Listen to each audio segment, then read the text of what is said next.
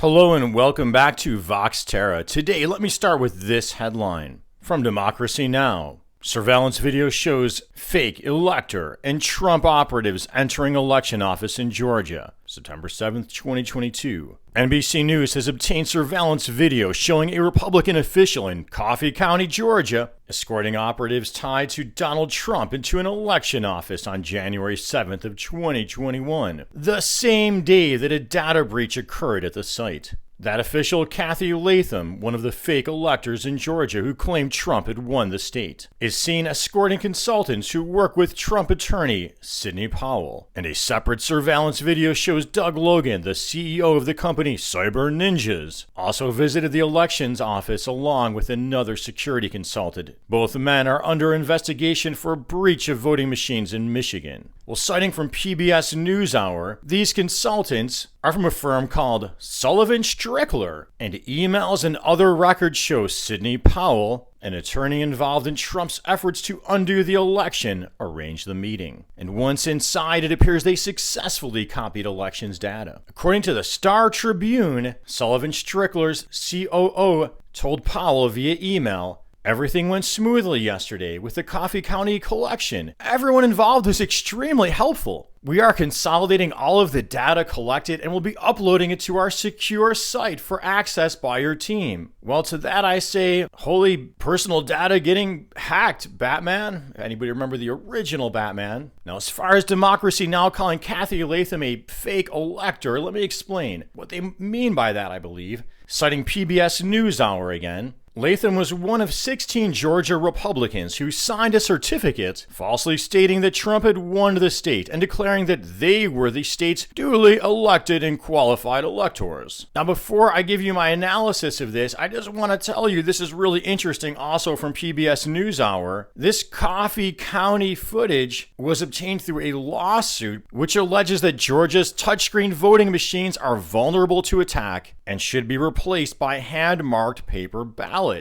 And PBS and other articles I saw take pains to tell you that that lawsuit had nothing to do with Trump's so-called Stop the Steal. And note too that Trump won Coffee County by 40%, the place with allegedly vulnerable touch-tone screens. Well, here's some of my points. How often in life do we see those who are claiming theft or just making a lot of noise are actually covering for their own troublemaking or their own theft? And what percentage of people who are arguing this Stop the Steal actually don't really believe it, but just believe in the cause?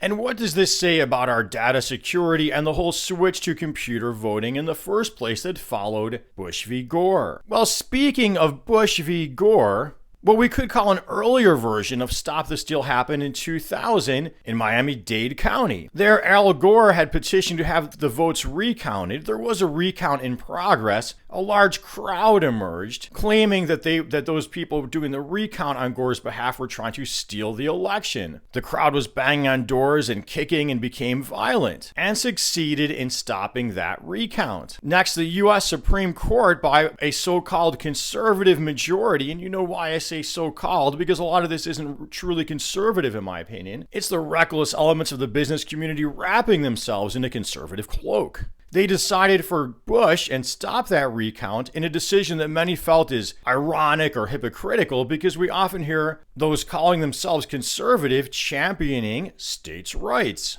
But speaking of the reckless elements of the business community, note that historically, a very profitable institution from our past also wrapped itself in states' rights, an institution that predated today's factory farming, and that institution, you probably can guess by now that I'm talking about, was the institution of slavery, also defended itself under states' rights. Well, after that Bush v. Gore decision, many pundits decided to blame the problem in Florida with the recount and the ballots on the paper voting system, the paper ballots we used to have, and a big push happened to computerize our electoral system. A push, by the way, I thought was a bad idea even at the time. Well, really underreported at the time, and again, the mirror opposite of this current version of Stop the Steal and even the version back then, the maker of one of those computer voting machines, Diebold, its CEO, was quoted as saying when George W. Bush was running now for his second term, "I am committed to helping Ohio deliver its electoral votes to the president next year." That's the CEO of a computer voting machine maker just saying he's committed to delivering the election, or at least the results of Ohio, to George W. Bush. I'm quoting that from New York Times 2004. Little attention at the time,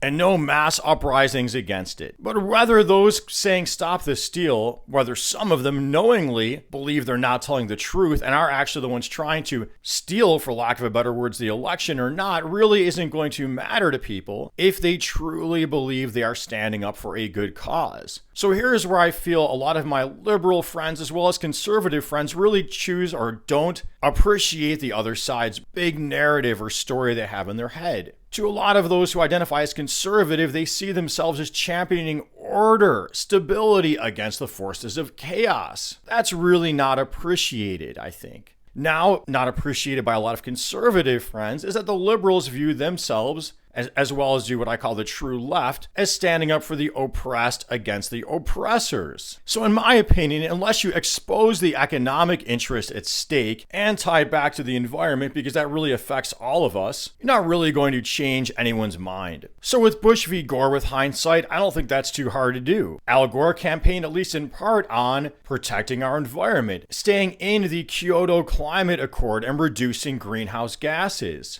George Bush at the time mocked him. Ozone Al, ha ha ha. Bush won, at least by decision of the Supreme Court, walked away from that Kyoto Climate Accord, and invaded oil-rich Iraq. Now Donald Trump, well, amazingly underreported by a media that would rather just divide us along culture war narratives, are Trump's donations from fossil fuel petrochemical interests. His promoting of the oil and gas industry, his poking fun at Greta Thunberg, as well as renewable energy, at least wind energy, and pulling out of the Paris Climate Agreement that would have put us on track to begin reducing our use of fossil fuels. Even attempting to lower auto fuel efficiency standards. Now, Joe Biden, while not standing up to those business interests in the way Bernie Sanders did, has at least championed and set goals towards greenhouse gas reductions, helped restore funding and initiate funding of renewable energy, and set goals like 30 by 30, meaning setting aside 30% of the lands for wilderness by 2030, as well as restoring national parks like Bears Ears.